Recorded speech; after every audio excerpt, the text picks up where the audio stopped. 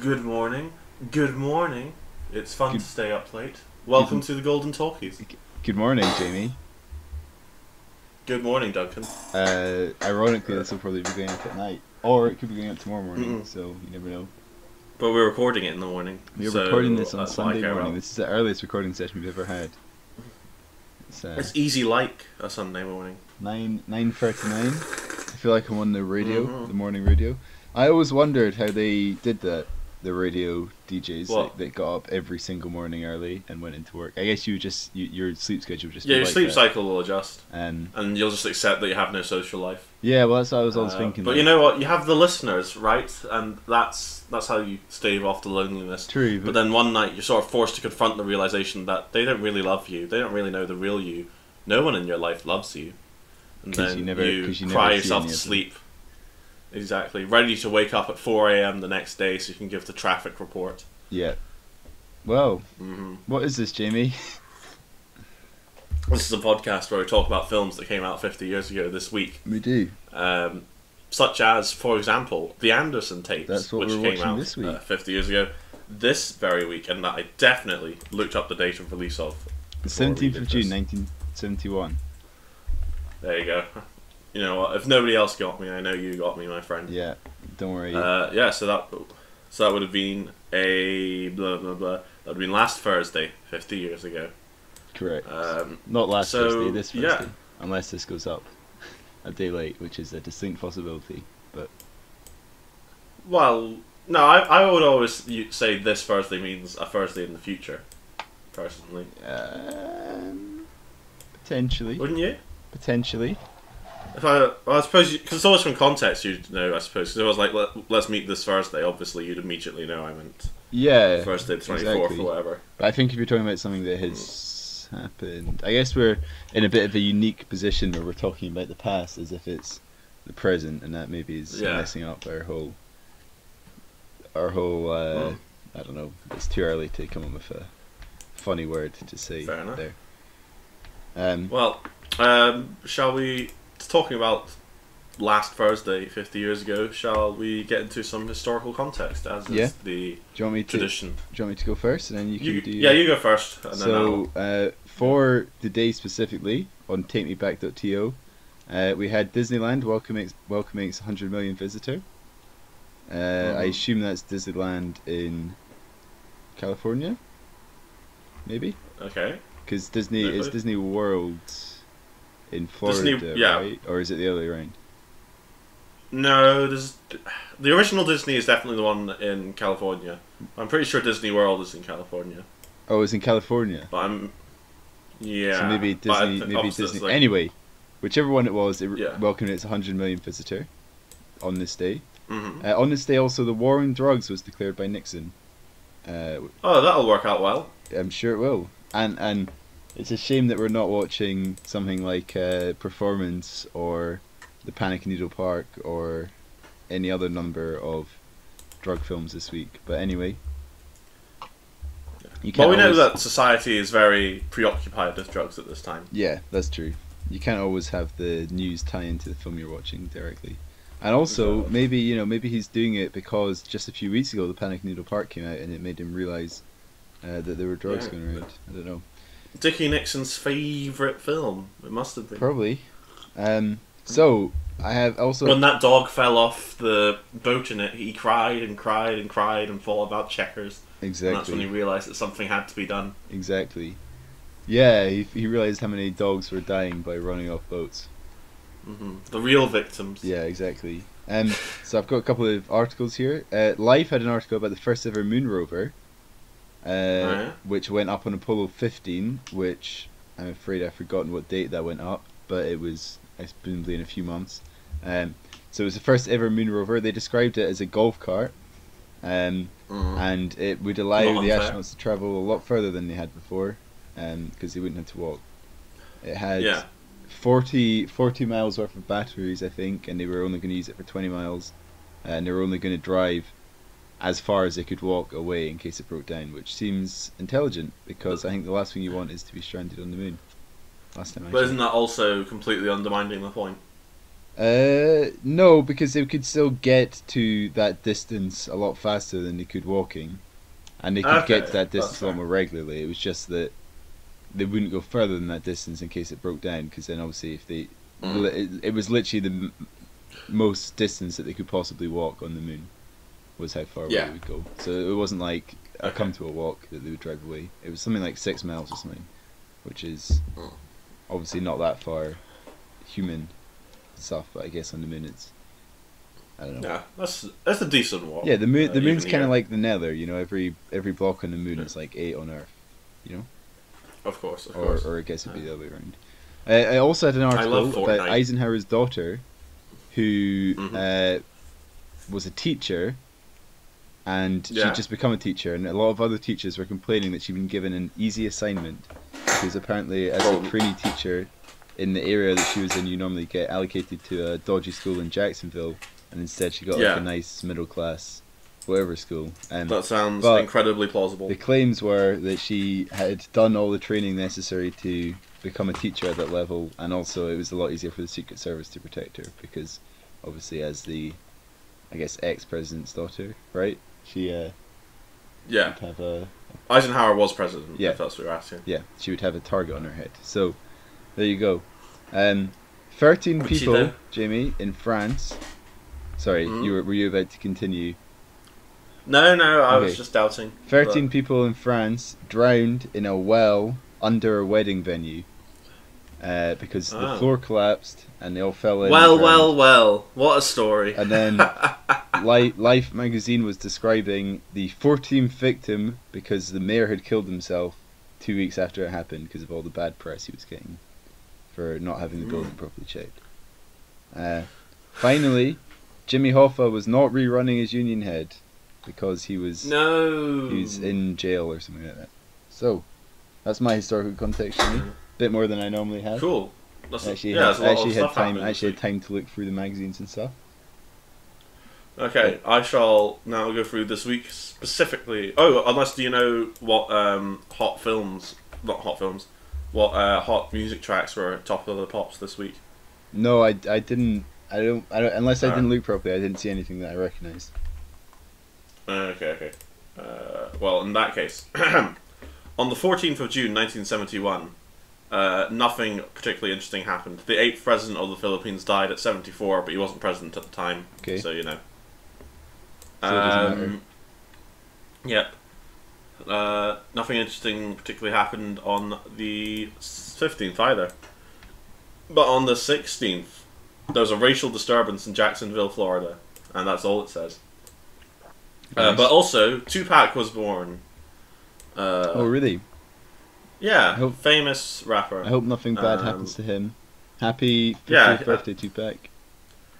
Yeah, wherever you are, my friend, I celebrate it in style. I know you will. Yeah. I don't know whatever happened to him, but I guess, you know, he just wanted to step out of the spotlight, you know, stay humble. That's the Tupac. But yeah, I mean, that's what happened, right? He went and hid someone, faked his own death, and went and hid someone. Exactly. Yeah. Nothing much happened on the 17th either, actually. Well, that's not true. I told you what happened. Disneyland welcomed its 100 millionth visitor. Oh, and the war on drugs was declared by Nixon. Yeah, that seems like something that they should maybe include in this, but whatever. Unless that actually happened. Social Democratic, on the 18th. Yeah. Social Democratic and Labour Party and Nationalist members of Parliament refused to attend the state opening of Stormont, the Northern Ireland Parliament. Right. So this is some more troublesy tension. Nice. Because which party is it that refuses to attend Northern Ireland Parliament now? Sinn Féin still refuse to seat. I don't know. Or anything else. Okay. There's a divorce of interest. The aviator Howard Hughes divorces his second wife, Jean Peters, after 14 years of marriage. Okay. Other than that, nothing too interesting. On the 19th, the mayor declares a state of emergency in Columbus, Georgia, due to racial disturbance. Again, no specific details given. Right. Good. June 20th, 1971. That's the day. Genuinely nothing of interest happens. Only 3 people are born. And that Only is today, 3 people are born. That That sounds like a record. And yeah, incredible stuff actually. That is actually incredible, Jimmy. Okay, looking at takemeback.to, a site which I'm absolutely certain is wrong about some of these things.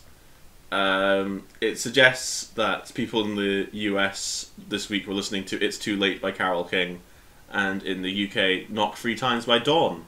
Do you know those songs? I listened to "Knock 3 Times" last week because it's been on the charts for a while right now, and I was wondering if, as with the way back, it was perhaps football related. It's not. It's just about. It's a nice song about a man in like an upstairs apartment, and he's telling his downstairs neighbour that if she wants to come see him, she can knock 3 times, and that'll be their signal. Right. But I listened to another song by Dawn, and that's about how if a woman forgives a man, then she should tie a yellow handkerchief around the tree. So I think that's Dawn a great song. wrote a lot of songs. What, tie yellow ribbon? Yeah, wrote a lot of songs. Tree. Yeah, exactly. I love that song, but I think this is just something that Dawn does a lot with, having a symbol for love, as it were, that you sing about. Yeah. But yeah, it claims that if you like video games, you're probably playing Star Trek or Galaxy Game, and I'm absolutely convinced that is not true. Well, that's I've not mentioned a video game since they turned out because they've not changed any of them. Yeah, but okay, Galaxy Game was developed in 1971 at the Student Union. Well, maybe no, it was released in November 1971. So, TakeMeBack.to is playing a bit fast and loose, and also it wasn't commercially available. Right. Well. So. Sometimes you just gotta be a bit liberal with the truth, Jamie. Well, that's clearly what they're being, because Pong is 1972, right? Is Pong there? Pong won't have been released at this point. Pong. I can't say it for some reason. Pong is 29th of November 1972, and obviously that's the first commercially available game. So, is the Oregon Trail not there in 1971? Oregon Trail. The Oregon Trail came out on the. This is telling me about the historical Oregon Trail. 1970. Oh, December 3rd, 1971. The Oregon Trail. Right. So obviously for the video games, they obviously just take the year. Yeah. Which is, I guess, fair enough because people. Yeah. At that time, it's not like the games are going to be. Yeah. So that's only a month after Pong. I'm surprised by that, given that it's obviously quite a bit more sophisticated. Very different games, aren't they? Yeah, but if you look at Pong, then you can easily see that this is the first video game. Like, it's quite simple and it's based on something that people it's based on a pre-existing game. If you know what I mean. Is Pong the first video? Whereas game? Oregon, first widely commercially available one. Right. Or Wikipedia has it as the first commercially successful video game, so I'm guessing there are exceptions, but it's generally listed as the first video game, or talked about in that way. 1958 was the first ever video game. It was a lot of those were in universities. Game, similar to Pong. Because universities were the only ones who had the computers needed. Well, that'd be cool. But yeah, anyway. That's not what this podcast is about, so who gives the shit, baby? Yeah, Space War is the first one that people talk about a lot, and that's 1962. Anyway, Ken. The Anderson tapes. The film, yeah. Yes, it's a film that came out this week. It stars Sean Connery. As Duke Anderson. And my first question to ask to you, Duncan, about the film The Anderson Tapes is, what do you think is going on with Sean Connery's accent in this film? Well, I think he's supposed to be English. Is that what you think? Well, they describe him as a limey, don't they? Does that not mean an English person? I think technically, although I don't know how many Americans, particularly at that time, would have cared about the distinction. So maybe he is supposed to be Scottish. I don't know. Well, it's weird because he uses his accent's sort of skittering around a bit, particularly in the early scenes, and he uses a lot of very American slang. So he's written like a sort of New York gangster type. Well, I assume that would be because when they wrote it, they hadn't cast him yet, so they were just writing some kind of guy, and then they cast Sean Connery and added a line about the limey to make it make perfect sense. Regardless, it is quite odd. Yes. So yeah, that's incredibly distracting throughout the film. So perhaps more to the point. This is one of Sean Connery's first post-James Bond films. He's trying to re-establish himself as an actor who can do other things at this particular point in life. So yeah, 1971 was his last James Bond film, was it? No, that can't be right. Oh no, yeah, Diamonds Are Forever, 1971. Alright, okay. So yeah, he is still technically James Bond at this time, I believe, actually. Right. Because Diamonds Are Forever comes out at the end of this year. Yeah, in December. So this is the beginning of Sean Connery trying to do that. Because obviously he left the Bond franchise after You Only Live Twice, and then came back for Diamonds Are Forever. But do you think, Jamie, that this is really a breakaway from James Bond? Because I was thinking about this, and I was reading the thing that was like it was a breakaway, and I think. Obviously, the role he's playing is very different in terms of what he does, but I feel like the way he acts and stuff is not that different from James Bond in terms of womanizing and slapping people and shooting people and climbing up chimneys and stuff. I think it's definitely very reminiscent of the role because, like as you say, it's a lot of daredevil charm and sort of. In a way, casual sociopathy. I guess I understand what people were saying about him no longer being typecast as James Bond, specifically like a secret agent, blah blah blah. But I really, I didn't get the impression that it was like completely different. Yeah. Well, I think the main difference is that like Duke Anderson is a more complicated character than James Bond. Even then, not by too much. Yeah. But yeah, I guess it's not really a fierce breakaway. From type or anything. No. It's just, yeah. Yeah. But I guess that's how you start. Because, I mean, credit to Sean Connery. He did manage to avoid being typecast. So I guess maybe that's just sort of how you do start out. I mean, the other thing is he was in other films alongside James Bond and before maybe not before James Bond, but like the I've not seen it, but The Hill is directed by the same person who directed this, and he's in that in 1965 or something. So, although to be honest, I don't know what his character is in that because it's like a prison, World War II prison escape film. So maybe he is just James Bond in a hat, a berry. I don't know. But yeah, I feel like I'm not sure that this, to me, screams like breakaway from James Bond, considering he's already done other films and it's not really that different. Alright. Well, that robs it of some of the excitement, doesn't it? It does. Who else in this film? Who else? Christopher Walken. Yeah, did not realise that until I looked it up. Really? I to be fair, I didn't immediately go, "That's him," but I did recognise him and slowly was like, "Oh, that's him." Apparently, this was his first major picture. It was his third film, but I think this was his first one that was of any scale and audience numbers. I was genuinely really shocked because this is obviously a very young Christopher Walken. He's got blonde hair. Now that I can look at pictures of him in the film, like, oh yeah, obviously that's Christopher Walken, but just because it wasn't in my mind at all, I didn't realise. And he hasn't got the accent, which is the main marker of Christopher Walken. What accent does he normally have? I'm trying to. Well, he talks visualize it very slowly. Fuck, what does Christopher Walken talk like? It's left my head now. Help me, Duncan. I don't know. I just told you that I can't remember, so I don't know why you think I'd be any help. Cool. I don't remember. Wait. You want me to? You talk for a bit. I'm gonna listen to Christopher Walken. Okay, so this film was directed by Sidney Lumet, who also made 12 Angry Men, and it has in it Martin Balsam or Balsam, don't know how it's said, who's been in 2 other films that we've watched. Oh yeah? Yeah, do you know which ones? No clue. I should say he was. The reason I'm bringing it up is that he was also in 12 Angry Men. So that's the connection to the director.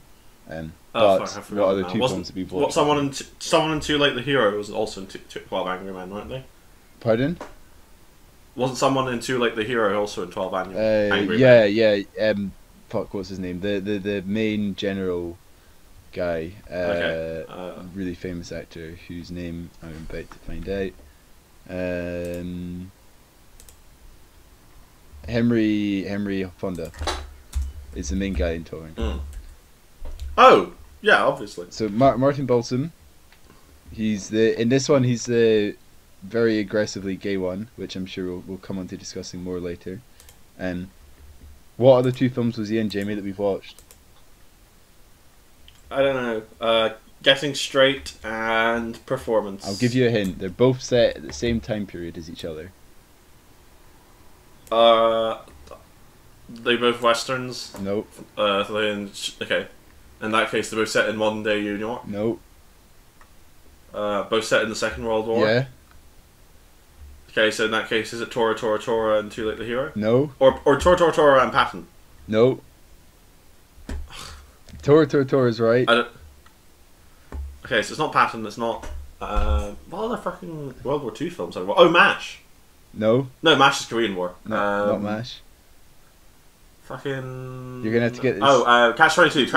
Yeah. Yeah! There you go. So he plays one of the officers in Catch-22, and he plays, I believe, a pilot or a bomber in Tora Tora Tora. Both of them are quite small roles. But very different to his role in this, and very different to his role in 12 Angry Men. So, there you go. Have you listened to Christopher Walken? I have. And? He talks like these. I can't do it. Fuck it. Good. I think it was worth me talking and making you guess. Well, the thing is, Duncan, and this is a credit to you. I actually found your monologue very interesting, so I was listening to that as well. Oh, okay. But yeah, he talks like this. Talks like trying to get a taxi cab. That's Italian American. Hey, Tony. Fuck it, you know what, Christopher. I'm trying to get a listener. Okay, dear listener, I'll listen to text. There's probably 2 of you, so we can talk to each other personally. I'll listen to Christopher Walken. Go watch a YouTube video of Christopher Walken, and then you do the accent to yourself. And then when I say he doesn't have the accent, you know what I mean, because we understand each other like this. Okay. Okay, so Jamie, what you're going to do now is you're going to start your plot summary, and I'm going to listen to Christopher Walken. I think that's probably for the best. Okay, Duke Anderson is a safecracker, we could say, who is in prison. He's been in prison for 10 years, and he's not been having a very merry time of it, because prison, famously, not that nice. So we open on a slightly weird scene where he's in some sort of psychological therapy with a group of other prisoners, but they're all making fun of him for some things he said years ago on tape about how cracking a safe is like seducing a woman, which seems like a very questionable method of therapy to me. But I'm not a therapist, right? So I'm just to interrupt you. I've just listened to Christopher Walken reading out Three Little Pigs. It says, "Once upon a time there were 3 little pigs." Is that good? No, that's not. Yeah, that's better than me. Once upon a time, there were 3 little pigs, and they each decided to build themselves a house. Is that good? He doesn't talk like that. No, listener. No, not quite. In this film, he talks normal. Okay. Right. Back to the plot summary. Let's talk now that both of us are here for the plot summary. Feel free to jibe in whenever you want.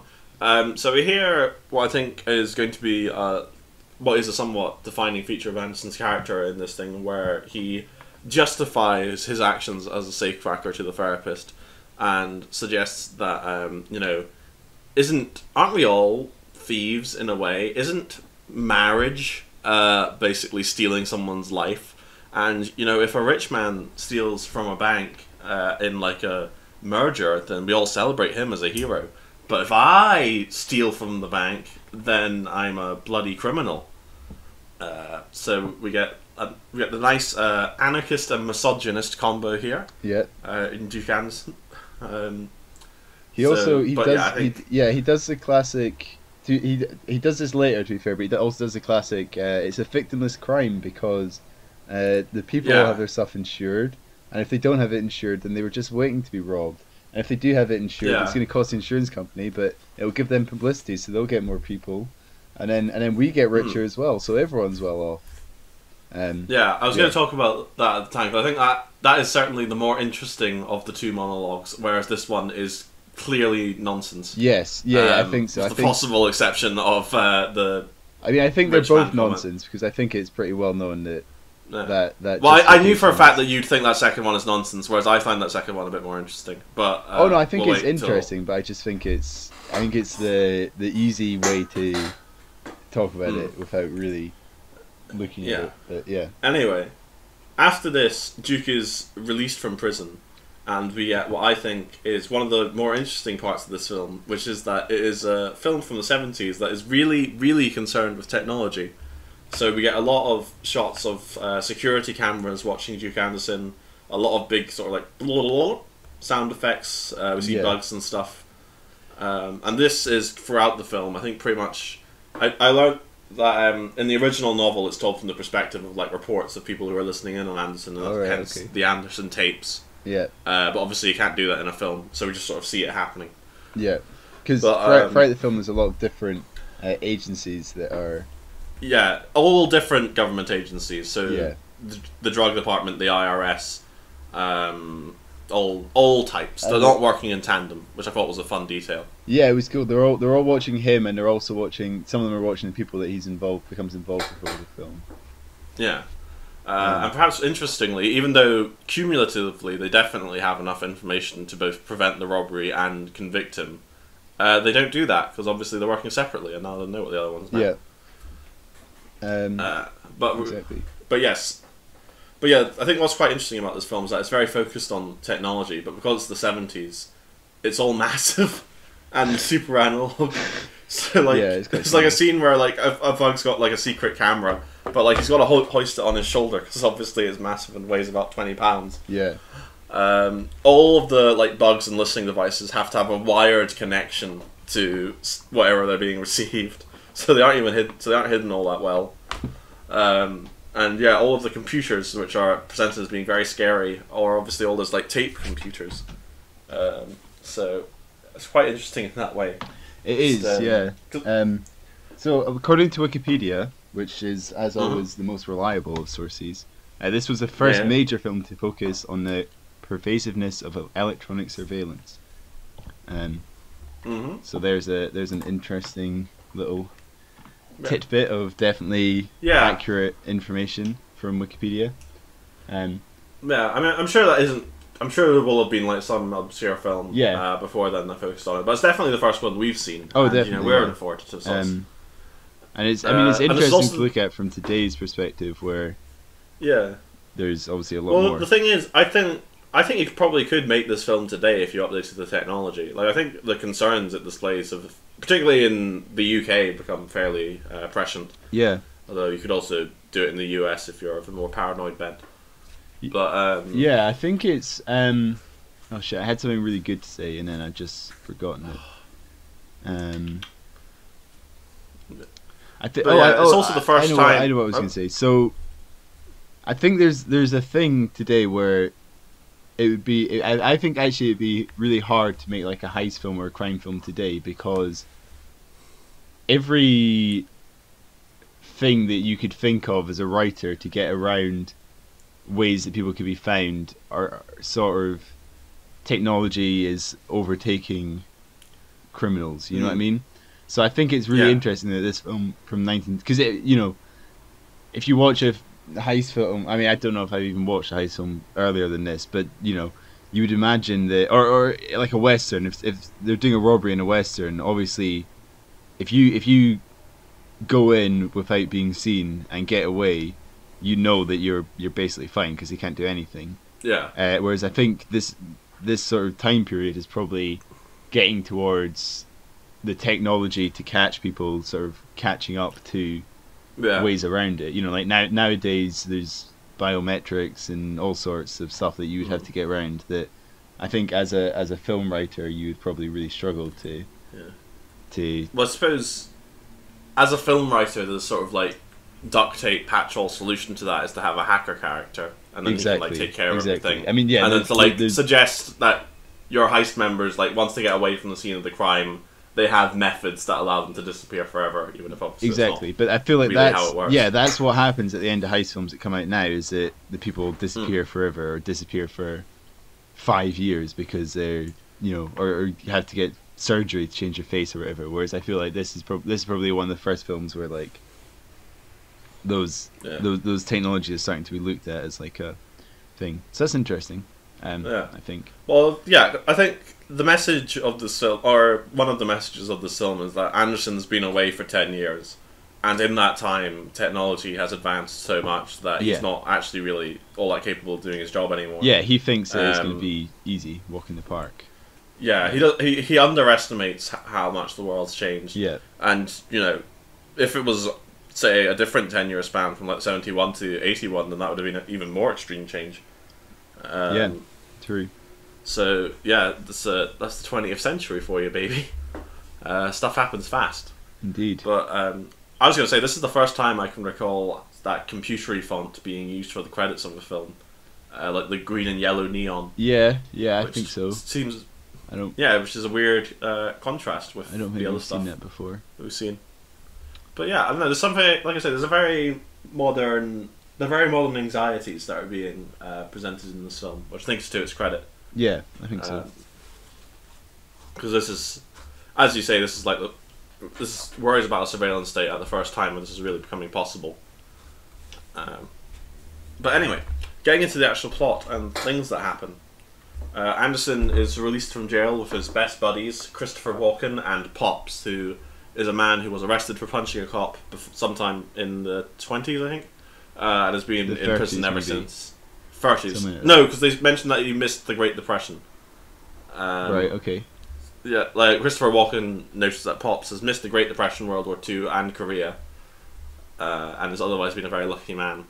Anyway, so Duke Anderson goes to his old girlfriend's apartment, and she's happy to see him. She's living the high life, but she's still fond of him. And they have a very fun and awkward sex scene where it's very clear that neither Connery nor this woman were comfortable being filmed from the waist down, but that the cameramen weren't really able to come up with an inventive solution to that. So it's a good neck-up sex scene. Indeed. And also, at the same time, you have someone listening into it.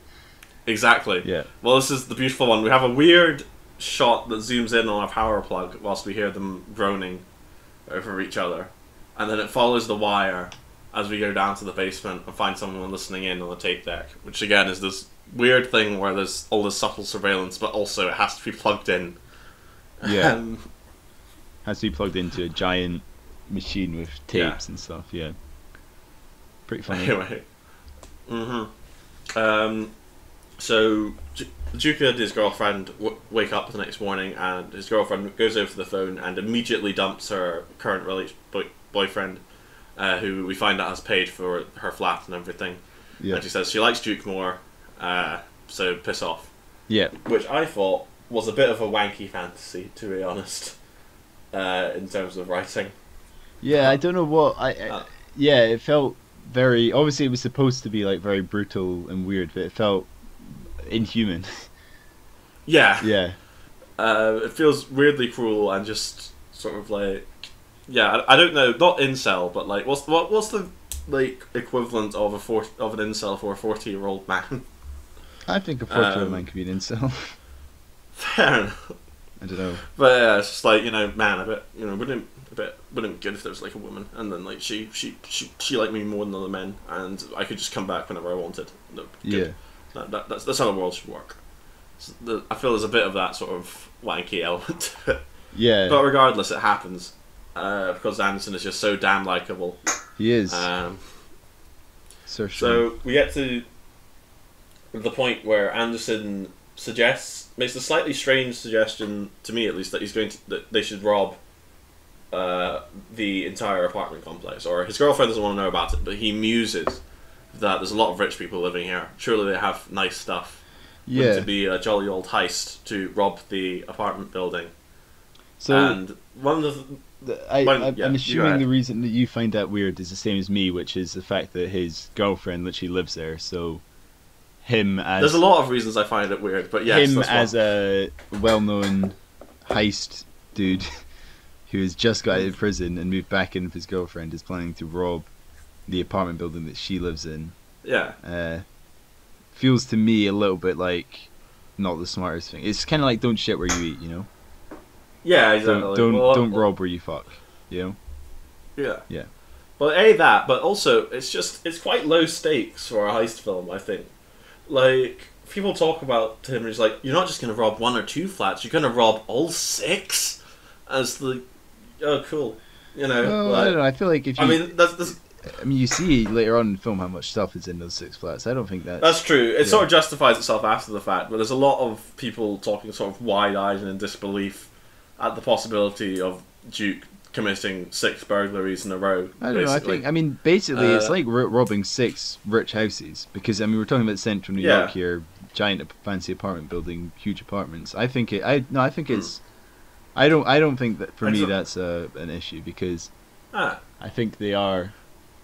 I mean, it is literally like robbing 6 houses in one. I think it's actually quite a good premise for. I think it's quite a good premise for a film. I just think I don't understand why he's robbing that apartment building that he literally has a connection to someone that lives there. Well, I suppose just usually in a heist film you'd have like a very certain goal. Like you'd be going for the casino safe or the diamond or I don't know the deeds or whatever. Like you'd have a MacGuffin. But then he gets Martin Balsam in to scout out all the apartments. Yeah, but I feel we're not really sold on how much money Duke has to gain here, and I suppose at least part of that's obviously due to because they do quote currencies, and obviously that means nothing to me because there's been inflation. So true. Maybe it's just a knock-on effect of that. But I felt that the film could have done more to make it clear what they were after and how much they had to gain, because it doesn't seem like that complicated a job to me, and that is only increased when we see the actual plan, which is extremely uncomplicated. Extremely what, sir? I don't know. Just I suppose because you want the heist to seem impossible, right? And then you're like impressed that they overcame the odds. Oh, whereas, sorry, like you want the heist to seem impossible, and like so you can be impressed that they overcame the odds and all that. True. Whereas with this, if someone's like, "How would you rob 4 apartments in a row?" then like, I'm not saying they'd work, but I'd immediately think, "Oh yeah, that's definitely possible." You know what I mean? Yeah. True. Get what you're saying. Anyway, so we get the bulk of any heist film, which is gathering the gang. Yep. So first we have the guy who's going to case the joint, who's going to look up the antiques, who is a gay sort of antiques dealer. Yeah, and we should just clarify he's very 70s over the top gay, as we've seen several times in these. They don't use the word gay. They use a much worse word. Which one do they use? Obviously, don't say the word, but which one do they use? The F begins one, with an F, ends with a G, has a vowel in the middle. Right. I remember that now. But I don't know. On the other hand, to be nice to the film, he isn't made fun of. Not that isn't made fun of it. He isn't treated as inhuman because of it. He's given the same amount of agency as the other characters.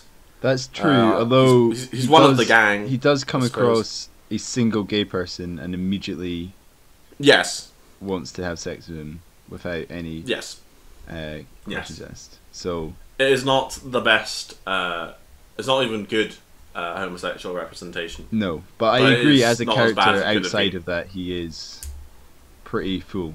He's not just a comic relief or anything. He does actually. Yes, exactly. That's what I'm trying to say. He is genuinely a member of the cast, and even if it's not treated very well, it is at least just a thing I think he's a rounded character. Part of his character is that he's gay. That part of his character is very bad in its representation, but at least overall he does have other traits. Rather than well, I think a lot of other films would like go out of their way to humiliate him. Yeah, or, exactly. Like, yeah, because he's very competent at what he does. Yeah. Yeah. So I don't know. Like I say, it's definitely far from perfect. I'm pretty sure it's quite far from being good even. Yeah. But it's not the worst we've ever seen. No, definitely not. So be thankful for small victories. Regardless, I like him as a character. Just talking purely as who's my favourite member of the gang, and we talked to him for a bit. Yeah. And he, seems nice.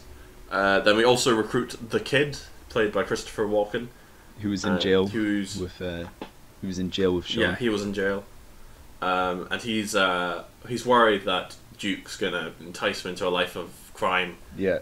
He says jokingly, "Are you sort of the hardened criminal who's gonna influence me?" Because he's in for drugs, I think.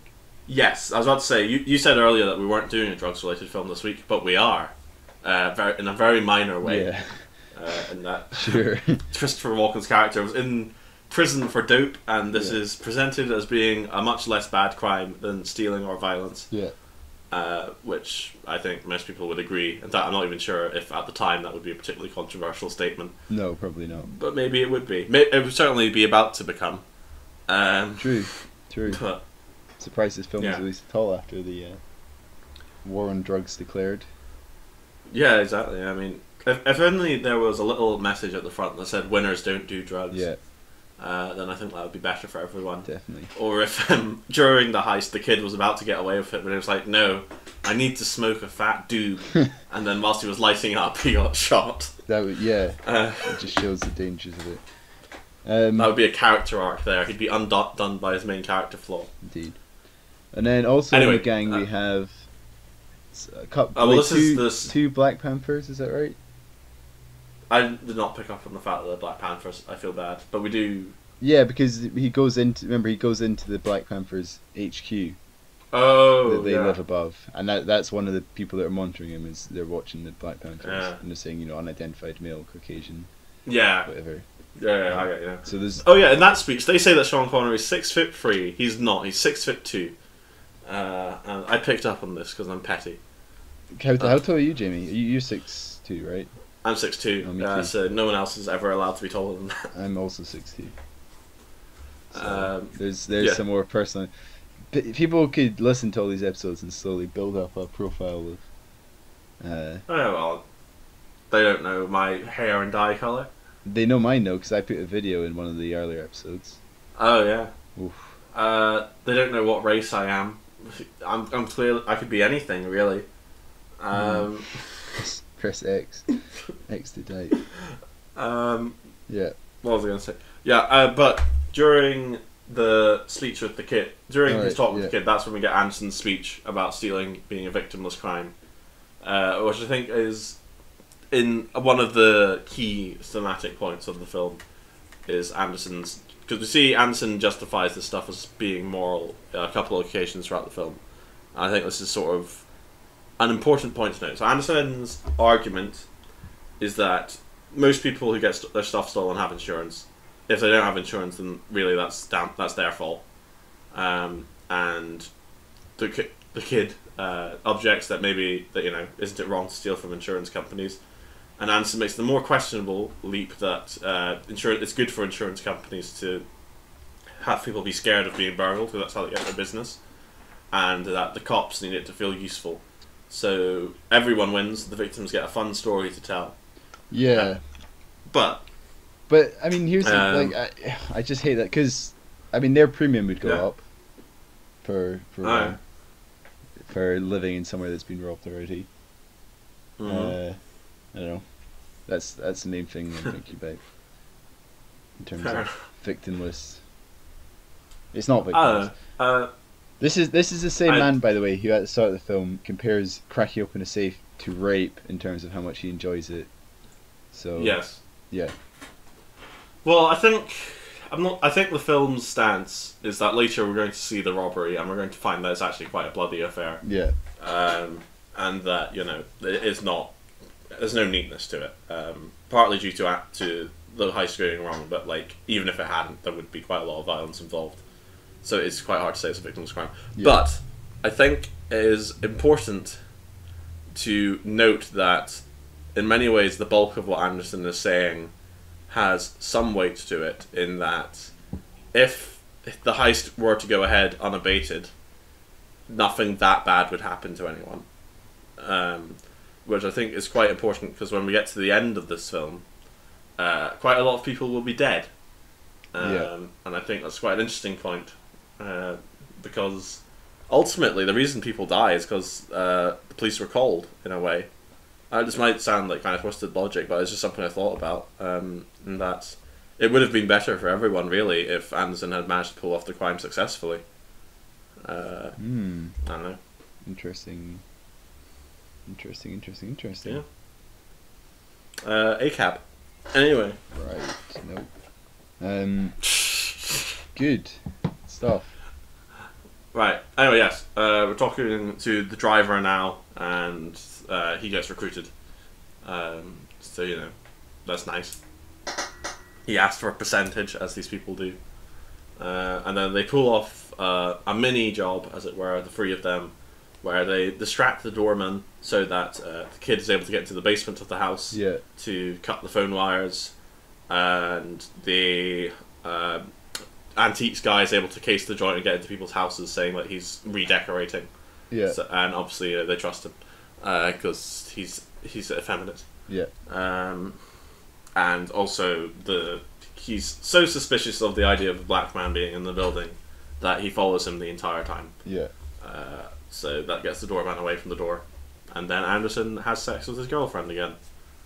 Yeah, because he gets her fur coat and then she gives him a blowjob, because that's how relationships work. Exactly, and you know they really make sure that we know exactly what sex acts are being performed. Yeah, that's nice. Obviously, they're not going to show anyway. Any of the actors want to do that, but they make it very clear. She's on her knees for about a minute having a conversation, just so you know exactly what's going down. Yeah. Very nice. Interesting stuff. Anyway, so we get a conversation with so Anderson used to be part of the mafia.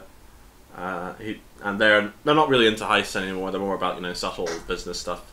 They've got their own businesses that they run. They're not legitimate, but they're closer to that end of the scale now. Yeah. So Anderson's sort of been negotiating with them for the chance to do this heist, and they're really just doing it as a favour to him, as it were.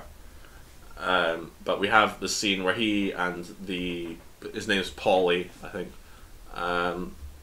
they go and they talk to the Don, and Anderson waits in the car. Paulie goes out to talk to the Don, and the Don is a little guy in some blankies. He's a little worm man. Looks very comfortable, but he's very old and senile. Yeah. And it's it's very very fragile guy, which what an ironic contrast, eh? Indeed. But Paulie talks to him aloud and is eventually like, well, okay, I can probably let Anderson go ahead, but I have one condition, which is that Anderson should, during the course of this job, he needs to take an opportunity to kill one of our guys who's been acting up lately. We need an excuse for him to be whacked. Whacked. So that's how you're getting funding for this job, Anderson, my boy. You're also doing this for us. Yeah. And Anderson's very reluctant to do this because he is a moral man, or at least a man who values being able to feel moral, which is a perhaps different thing. So, but they have a conversation about it, and he's eventually convinced. The man who we meet is called Socks. He's a stocky man, and he's very argumentative with the rest of the group, and he threatens to, he's going to really raise a ruckus. Well, he's racist to the yes, that ones, too. and then he's also just really annoying on top of that. Yeah, nobody likes him. Yeah. And the group's about to break up until Anderson gets Socks to leave the room and then explains to the rest of the group that it's fine because he's going to kill him. Yeah. Don't worry. And Yeah. The Walken character expresses some doubts at this point because he wasn't really in for this sort of thing. And the Black Panther character offers to kill him for Anderson if Anderson's uncomfortable with that sort of thing. Yeah. So, you know, all very nice. Anyway, we get to the day of the heist. So Anderson's plan, and Duncan, please step in if I miss anything here, is that they're going to drive a moving truck up to the house in the stairwell. They're going to go in. Yeah. They're going to kidnap the doorman. It's Labor Day weekend, so the houses are mostly empty, but not quite. Although they say that, actually, they're all full. Regardless, they take the doorman, they tie him up in the basement. Anderson asks them to make sure that he has room to breathe and everything, because, you know, he's a nice guy. Yeah. They're all masked up and in their movers gear. It's looking very anonymous. And they get Pops from earlier to man the doorway. He's the replacement doorman, as it were, for anyone who comes in, and he's going to be the lookout. Anderson gives Pops this job really out of pity, because, again, he's a nice man, and Pops has nowhere to stay. He asks Anderson if he can live with him, and Anderson lies and says there's no room. But, you know, he does care about him, clearly. Yeah. Regardless, they go up, and then their real plan, as it were, is to simply break into the flats by knocking on the door and then threatening the people who are coming up to visit them, and then robbing them. Yep. Really, it's not a very, it's not a very elaborate plan. Really, it's quite beyond just making sure that no one goes inside the building, which even then is only accomplished by having a replacement doorman. There's not really any subtlety to it at all. No. I suppose they cut the phone lines. That's the other big thing. And I mean, but yeah, they're not even stopping people coming in the building. They just have the doorman there so they know when someone comes in the building. Yeah. But it's, I mean, the whole point is that it's supposed to be a robbery that is not going to raise any suspicion until after it's done. Well, yeah, I suppose, but I don't know. I mean, is that the best way of doing this? It's like I say, it's weird because it's a heist plan, and we're told an awful lot about how carefully Duke Anderson plans his heists. Yeah. And then we really do just get the single most basic answer possible. Yeah, he knocks on how doors, did you rob these flats? Puts all the people in one place, steals everything. Yeah. Yeah. So we get the answer to the question: what would happen if someone who was asked at gunpoint to move to another flat says no? Something that Anderson has not really accounted for, which is that they get beaten the fuck up, and it's quite violent and nasty. Yeah. So this is, you know, Anderson claims to be moral, but logically he causes violence. So, well, there you go. Coincidence? Yeah, I would say very much that the film's stance on Anderson is that he's a liar, or at least very convenient with the truth. Yeah. But yeah, so we get the robbery. It goes mostly well, though people are obviously very upset. Something quite cool about the robbery is that it's presented in this format where we see stuff happening, but then we get to the interview afterwards with the police, which I quite liked. Yeah, I liked that a lot. I mean, right from the first guy they punch, it immediately cuts to a police interview. Yeah, and it creates they punch and it cuts to the police interview. Yeah, it creates this nice flow through the scene, breaks up the heist a bit, and it avoids the interviews all just being, you know, after the fact, and it kind of reveals reveals what happens in the heist as it happens. Well, yeah, it's dialogue. You get like a sense of mystery. Yeah, I really liked it. I thought it was very well done. Yeah. Anyway, so they're stealing stuff. They come across an old lady, and she's really happy that the cops are coming. She's elated. Yeah. She's very excited about the whole thing. She doesn't care that her father's stuff is being stolen because he was, and I quote, a son of a bitch. Yeah. But then we move to a different apartment, and in that room, there's a little paraplegic boy who has asthma, and so has to stay in an air-conditioned room all the time, being paraplegic. Yeah. And he's quite happy to see Anderson as well, even though Anderson's stealing his coin collection, because he likes watching Anderson crack the safe. Yeah. But when Anderson's about to leave the room, the boy says, "I need to stay in this room to live, mister. And there's nothing I can do, for the phone lines have been cut. So please, may I stay?" And Anderson, a man out of time, says, "Yeah, sure. I don't know what you could do with the phones being cut." Shrug. Probably nothing, to be honest, away. Jamie. I'm just sitting here thinking there's nothing you could do with the phone lines being cut. Exactly. And, you know, that's how it worked in the 60s. Surely the 70s will be the same. Yep.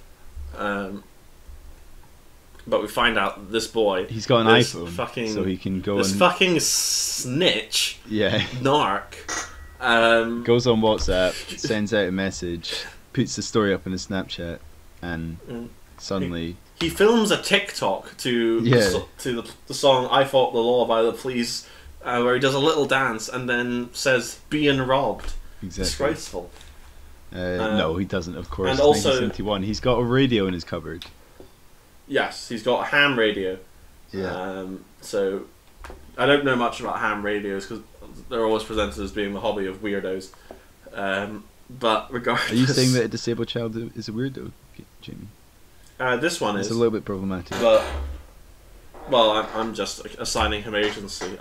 He has his choices in life. He could be cool, but he chose not to be. He chose to be a weirdo with a coin collection and a ham radio. He chose to be a fucking nerd, Duncan. Jimmy, don't you have a coin collection and a ham radio? No, funnily enough. Sure. I'm pretty sure I've seen it when I'm Duncan, I've never been more certain of anything in my life. I've got a coin collection. Not have a coin. I don't have a ham radio though. You know what, Jamie? You're barely getting past when the world collapses and currency is no longer valid, I've got my coin collection to get me through. So you'll look up a raider with a machine gun in your face, and you'll be like, "This 50p has a picture of R2D2 on it. Exactly. So it's actually worth £1,000. Exactly. Please don't shoot me and take it." Exactly, Jimmy. I've got like 70% of the London 2012 Olympic 50p's, so I'd like to see what the Raiders are going to do to me in the apocalypse. I'm sure they'll take basketball in exchange for my life. Regardless. Was that an actual pause, or was that an internet connection? That was me laughing. It may not be picked up. Right, no, I didn't get it on Discord, but I'm sure it'll be on there. Good. Anyway, so eventually the ham radio operators, after some classic bureaucracy where the police are refusing to accept collect calls, they're able to get through to the police and say that the robbery is occurring here. And the police begin to gather a fair distance away, but they send in a squad composed of mostly black men to sort of rappel from one ceiling of the adjacent building onto the building that's being robbed, and that way they can sort of, pincer in one group coming from below, one group coming from the top, sandwich him. That's an interesting sort of reverse on the whole surveillance thing, in that the reason that they have to park around the corner is because the building has surveillance out onto the street, and therefore the doorman will be able to see if they parked. Obviously they're not going to park right outside because then you'll be able to see in person, but even on the street, if they park there, they're going to be seen in the building. So it's kind of like a reverse. They've been using the surveillance to follow Anderson, or I guess the police hasn't really been using surveillance, but and then that's true. Now they're squandered by the surveillance. But anyway, they send this team up on the roof, and that works fine. Yeah, I hadn't considered that. There's a cool bit where the like main police chief takes off his jacket and hat and just wanders past the building with a newspaper, as like the acting as a civilian, and it's like their initial surveillance thing. Yeah, which is quite cool. Yeah, that is cool. Anyway, pretty cool. They, whilst nearly falling off the building a couple of times, the police squad is able to get to the roof. During this time, Anderson is trying to rob from a guy who is absolutely determined not to let himself get robbed, for reasons that long surpass common sense. So Anderson starts smashing his museum pieces that he says are irreplaceable, and he gets no reaction. He's not going to tell him the combination to the safe. And then Anderson threatens to shoot his girlfriend/wife, and he's like, it's fine. I don't think you're going to shoot her, so I'm cool with this. And then when that gets interrupted, his wife actively encourages Anderson to shoot him for being such a dick. So clearly what Anderson should have done here is explained to him how he'd have a cool story if he got robbed. Yeah. Well, I mean, you laugh, but like, yeah, if he was insured, then like he is losing money if he has Anderson destroy these fucking collector's items. Yeah, I guess it's the point not that the stuff in the safe is irreplaceable. That's the whole point, right? Well, he says the stuff that Anderson's smashing is irreplaceable. Maybe it's not. Maybe it's more replaceable than stuff in the more safe. Irreplaceable. More irreplaceable. The stuff in the safe is more irreplaceable than the stuff out of the safe. Yeah. Anyway, at this point, the police are in the building. They are, and they're coming up as well. And we get Socks, who is threatening to be very violent with some of the quote unquote. Sorry, Socks suggests that they take a hostage for protection. And Anderson isn't cool with this as a moral guy. So he shoots Socks in the back of the head, thinks this is a good opportunity to do that, and this is when all hell breaks loose, because the police start firing as well. Yeah, well, they hear a gunshot and obviously think it's time to go in. Yeah. So shortly before that, when they realise the police are coming, the gay antiques guy says that he's not really comfortable with something involving violence, he doesn't want to do that. And Anderson very understandingly says, okay, well, you stay here, put your hands up, you'll be safe. Yeah. Which is nice, because I think normally in a high school he would get shot. Yeah, something like that. Or, like, you know, Anderson would go on like a tirade about how he's not seeing the job through or something like that. Yeah. But, you know, credit to him, he respects his choice and, you know, tries to look after his safety. And it's not linked, at least textually, to him being the gay one. So, yeah. Even if that's maybe a subtext that some audience members might have taken. Yay. Yay. Anyway, all hell breaks loose and the cops start firing. And Anderson is shot in the back. Meanwhile, the kid is able to get away temporarily, as well as the... I don't want to call him the black one. What's the Black Panther? That's more respectable. Nice. Those two are able to get away. Yeah. With at least some of the stolen booty in the van. Pops willingly gives himself up because he doesn't want to live on the outside anymore. He was happier in prison, that's all he knows. But the van being driven by the Black Panther immediately crashes into the police motorcade because obviously there's tons of cops everywhere and the police are able to stop it. But in a slight twist, Christopher Walken in a smaller van that was in the back of the moving truck is able to blast out and go in the opposite direction. Full Italian job style. Yes, it's that same thing. But then, and it can only be because he smoked so much of that damn ganja. He crashes the van immediately and it rolls over 3 times, killing him. Yeah, I was really expecting like some kind of chase at that point. But he literally just drives around the corner and then rolls over. Oh, pretty much. I don't think it's even like provoked or anything. It's just even if the road had been empty, he would have made that same mistake. Yeah, it's quite funny. Yeah.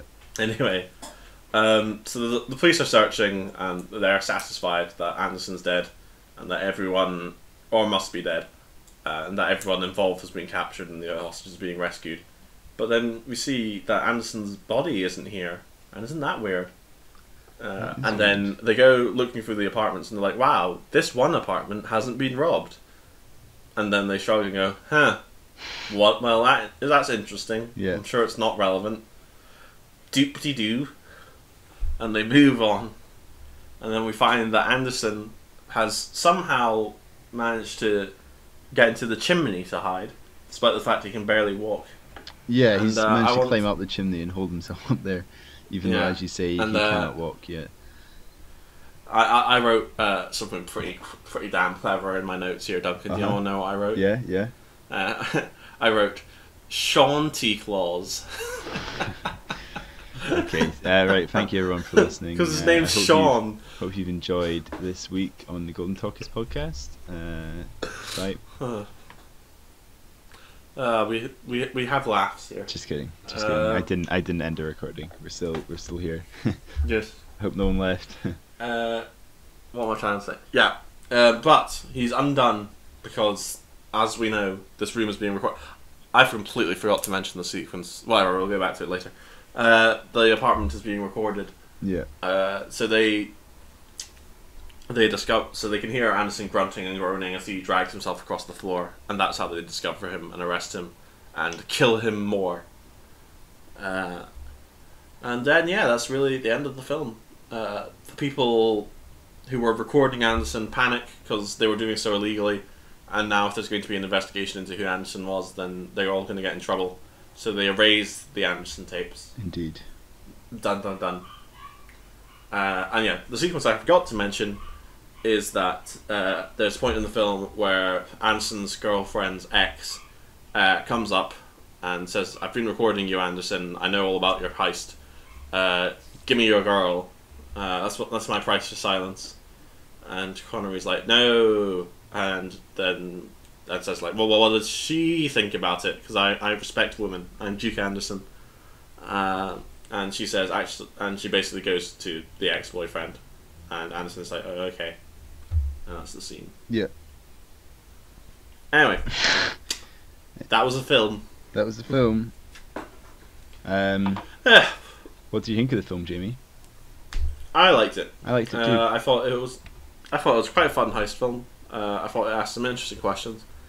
So to get into what I was saying earlier, I thought that it was quite interesting that really, I don't think Anderson is shown to be somewhat incorrect in his assessment of the heist not being a morally neutral act, as it were. He's shown to be wrong in that. Well, I think the film definitely presents him as wrong, and it's shown as violent. But I think it's important to note that without the involvement of the police, then he would have been mostly correct, as it were. Well, maybe, but I mean, Salks also beats at least 2 people up. I think he does. I think the whole point is that, in theory, the heist. I mean, it's a recurring theme throughout heist films and crime films, right? This idea of like the victimless crime, and if the crime goes perfectly to plan, then yes, it is relatively victimless, but it never does because it's illegal, and there's always going to be issues with the plan. I think that's the message. Yeah, but you say, as you suggest within that argument itself, it is the very presence of law enforcement, or the illegality, as you say, that creates some of these dangers, or many of these dangers. Well, I mean, it creates some of them, but also the law's there for a reason. I mean, basically, I think what I'm trying to say is that in the film, I don't think it's an intentional message, but within the film, it is the police who escalate the heist from a violent to a non-violent crime. Sorry, that's from a non-violent to a violent crime. Salks literally beats people up, and the police only enter when they hear a gunshot, which could very easily have been. Yeah, and then they shoot all of them. Yeah, but it could have literally been. They don't know. I mean, they don't know what it is. They're trying to enter quietly, but then the gunshot. I'm just saying, all I'm trying to say is that if the heist had gone ahead, only one person would have died, and everyone else would have been fine. It's like some bloody noses, but but. In what happened, all of the robbers die, with the exception of the antique dealer. That's what I'm trying to say. I'm just saying there's an escalation. And Pops, yes, Pops is also fine. Well, sure.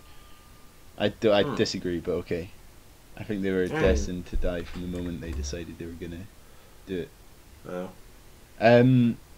What did you think of Pops as a character in terms of the being in prison so long that he can't leave? It's a bit like the Shawshank Redemption guy.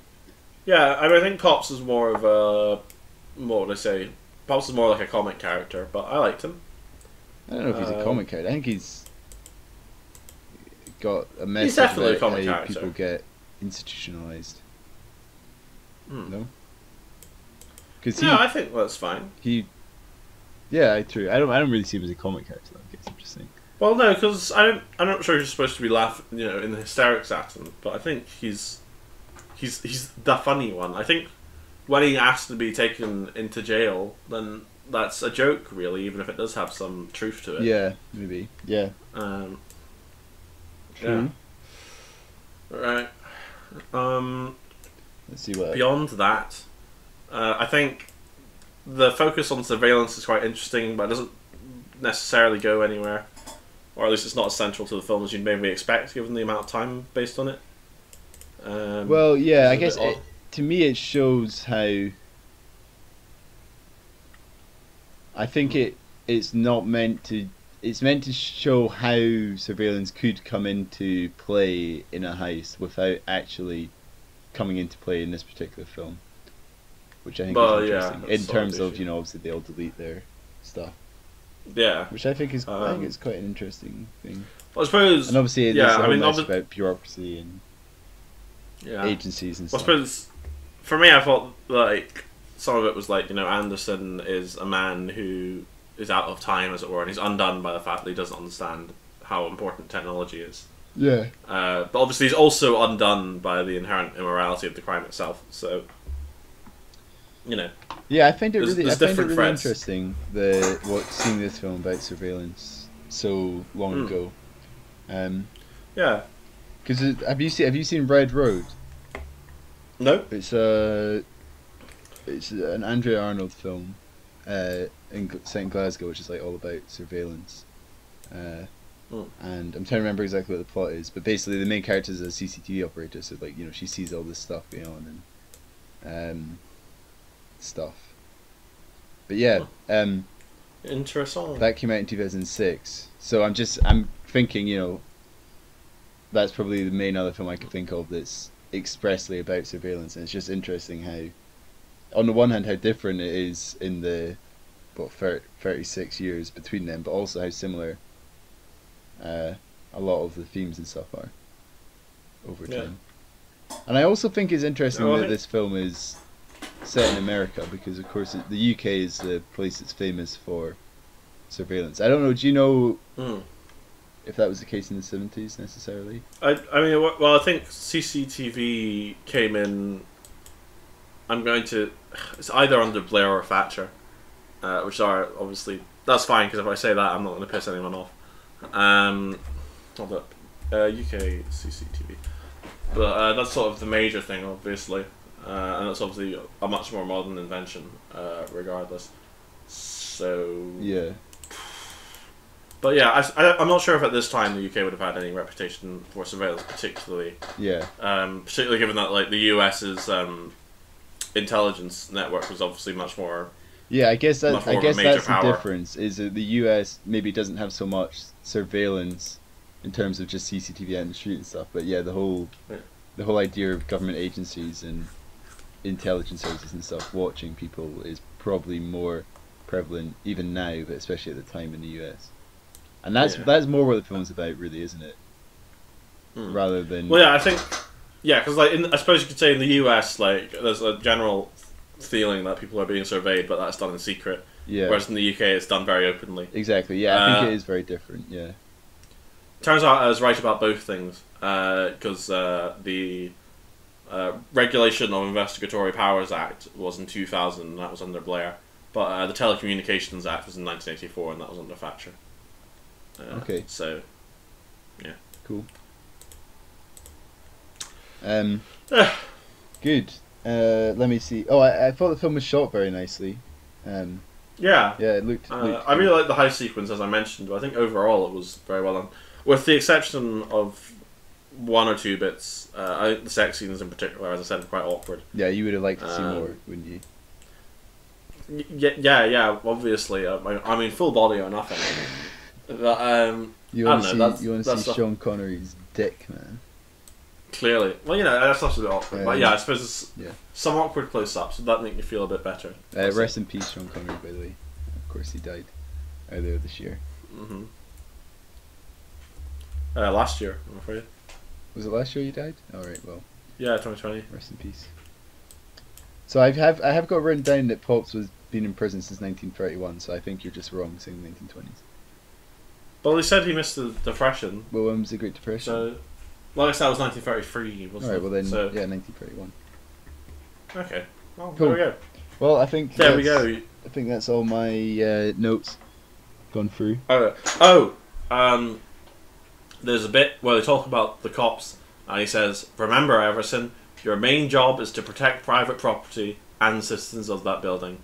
And isn't that interesting that they mentioned the private property first? That's the only thing I got out of my notes other than this. Cool. I thought that was interesting. So there you go. My anti-cop tirade was partly my own beliefs, but also I think is textually in the film, at least to some extent. Sure. That's why I thought it was justified. Okay. Shall we rate the film? Yeah, sure. So, our rating system, Jamie, just to remind you, because I'm sure you don't remember, see how I would say remind a viewer, but I don't want them to feel bad for not knowing it, so I'm saying I'm going to remind you that we rate films on a 5-point system, going from the worst is don't watch it, just don't watch this film. Number 2 is watch if it's on. So if it's on telly and you don't have anything else to watch, or someone asks you if you want to watch it, then you can give it a watch. It's not bad. It's not good, but it's not bad. You can watch it. Then we have stream it, which means if it's available for free on Prime or Netflix or any other number of streaming services, then you should actively watch it, but don't pay for it, because number 4 is buy it, which means pay for it. Either buy the DVD or pay for it to rent it on one of those things. And finally, we have the Criterion Collection, which means you should spend as much money as you possibly can on this film because it's really good. There you go. That sounds. What did you think about accurate. That was I went through that very quickly. You did go through that very quickly, but I understood it, even though I clearly needed to be reminded. Right. Why don't you go first for a change, Duncan? It's usually me. You want me to go I'm first? not going to let you rate one higher or lower than me this time. But then you're just going to rate one higher or lower than me. I'm going to say... I've got it in my mind. Okay, I promised you I've got it in my mind. I'm going to say... I'm between two. I'm between stream it and buy it. I'm going to say buy it. I'm saying it, Jimmy. Alright. I'm telling the viewers to spend money on it. And I promised to God I was going to say stream it. Oh, yeah. Well, it's a good job I went one higher than you then. Yeah, exactly. There you go. So we can never ever agree on anything. That's so it sounds the golden rule. Viewers, listeners, you guys should watch this film because we're both saying that you should watch it. I'm just saying you should spend money on it. So yeah. I really enjoyed it. As a look at surveillance from the perspective of the 1970s, as new, like as in look at all this new stuff, but it's 50 years old now, and it still has a lot of relevance, but also completely irrelevant because of the technology they're using. Pretty interesting stuff. Interesting to sort of see a film talking about. I'm worried about the direction this thing is developing, and it's completely correct. Exactly, I think that's because that's really what the film's about. It's not necessarily saying. It's not necessarily about where the technology is at this point. It's about the fact that it's developing very quickly because the guy's been in jail 10 years and already doesn't know anything. Yes. Right. Cool. Next week. Whoa. Clapping emoji. Yes, I'm sure it'll sound great on the podcast. I've been clapping a lot this episode, and I hope the viewers appreciate it. Yeah. I've not heard it. We are doing 2 films. We discussed this last week, but it's important to discuss this week as well. Number 1, historically significant film Shaft. Watch that from 1971. We missed Sweetback's badass song because we were on hiatus at the time. So this is the first blaxploitation film we'll be doing. Right. We'll try and do Sweetback at some other time. But yeah, that's an important film. And then we're also doing McCabe and Mrs. Miller, which is supposedly one of the best films ever made. So I'm very interested in watching that. Good. So yeah, it's going to be a very high quality week next week. Tune in. Indeed. So, very briefly, because I got to pop off soon. I've still been watching the Euros, Jamie. Yeah. I've watched almost every single game, which is weird because I don't like football very much. But you know what? Sometimes you got nothing else to do. I feel it's a lot better when it's like a national thing. Sorry. The Scotland-England game was insane, Jamie. I know you didn't watch it, but it was insane. That's my commentary on the week. It was a 0-0 draw. It was the most tense 0-0 draw I've ever seen, and also the most celebrated thing I've ever seen after a 0-0 draw. Yeah, that seemed I was happy for the game, but that seemed a bit ridiculous. No, because Jamie, it's good because now all we have to do is beat the World Cup runner-up Czech Republic, not Czech Republic, Croatia, in the next game. So I'm sure that'll be easy peasy. Easy peasy lemony squeezy. Yeah, I mean, well, they came second in the World Cup a couple of years ago. Yeah, right, okay, whatever. We're Scotland, so it'll be fine. Yep. Maybe we'll get another 0-0 draw. Work that magic. Yeah, and then we'll have 2 points, and that'll definitely get us through to the next stage. Definitely. Winners at the Euros. It's gonna happen. Exactly. I've got a £5 on us to win the Euros. So. Well, wouldn't it be great if you won that and had a lot of money? It would be, but I'm not going to win that. So I won't have a lot of money, and I'll have lost £5. Don't bet, kids. Betting's bad. Betting's good, kids. Do it some more. Right. Have you got anything, Jamie, that you want to talk about quickly? I played Allegia this week, which was sort of 2D exploratory platformer. It was only a few hours long. It wasn't particularly interesting. It was very competent, but there was nothing that unique about it, so I don't really have much to say. Cool. It was fine. It was pretty fun. Cool. They should release more short games, as ever my cry. I like them. But, yeah. Other than that, I watched the 310 to Yuma last night, the remake. Right. That was pretty good. Pretty good remake of a Western. But yeah, I don't think I've been doing anything else that interesting this week. Nice. So. Alright. Shall we... Wait. To use my platform, there is a glitch on the Nintendo Switch right now where it won't download games after you buy them. And I, as a campaigner for justice, will not let this stand. Nintendo must condemn and let me download the things I buy. Partly because I'm pretty sure this is opening up a class action lawsuit for them, but also because it's very inconvenient for me, personally. Yeah. Fair enough. Cool. You don't understand how I'm suffering, Duncan. I spent like a good 50 quid on the sale, and I can't download any of the things I bought. 50 quid on the sale? Wow, Jamie, that's crazy. I mean, that sounds sarcastic, but I don't know in what direction. That's crazy, Jamie. I don't know which way I'm going either. I'm sorry to hear that. Hopefully they fix it. Thank you. Cool. A lot of people are experiencing it. Yeah. Anyway. Right.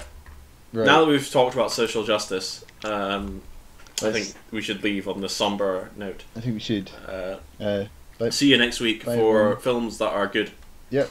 Okay, bye-bye. Bye-bye.